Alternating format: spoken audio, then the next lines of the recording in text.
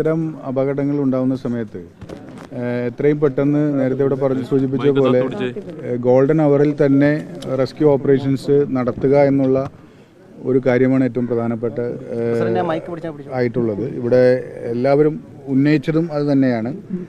അപ്പോൾ ആ കാര്യങ്ങൾ ഗവൺമെൻറ് ഒരു SOP റെഡിയാക്കുന്നുണ്ട്.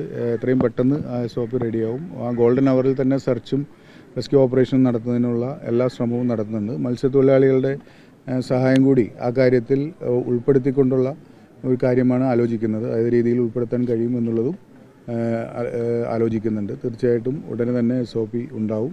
മുതലപ്പുഴയുടെ വിഷയവുമായി സംബന്ധിച്ച് ഡ്രഡ്ജിങ്ങിന് ഗവൺമെൻറ് ഓർഡർ ജിയോ ഇറങ്ങിയിട്ടുണ്ട്. ഉടനെ തന്നെ അത് ആരംഭിക്കും.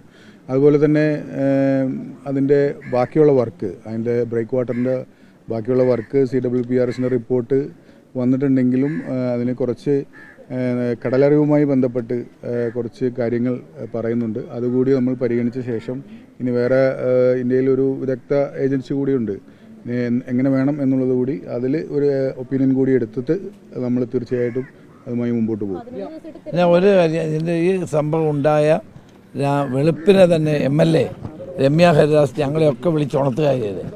എന്നിട്ട് കോസ്റ്റൽ പോലീസിൻ്റെ സംവിധാനം എന്നോട് പറഞ്ഞു, ഫിഷറീസ് മന്ത്രിയോട് കോസ്റ്റ് ഗാർഡിൻ്റെ കാര്യം പറഞ്ഞു.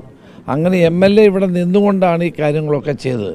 കോസ്റ്റൽ പോലീസിൻ്റെ കാര്യത്തിൽ അടിയന്തര നടപടി ഞങ്ങൾ സ്വീകരിക്കുകയുണ്ടായി. കോസ്റ്റ് ഗാർഡ് വരാൻ അല്പം താമസിച്ചു, മറ്റെല്ലാ നടപടികളും സ്വീകരിക്കുകയുണ്ടായി. വാസ്തവത്തിൽ MLA ആണ് പെട്ടെന്ന് ആ നടപടികൾക്ക് മുൻകൈ എടുത്തത്. അതുകൊണ്ട് ഞങ്ങൾക്ക് എല്ലാ ഡിപ്പാർട്ട്മെൻറ്റുകളെയും അലർട്ട് ചെയ്യാനുള്ള അവസരം ഉണ്ടായി. ഓക്കെ.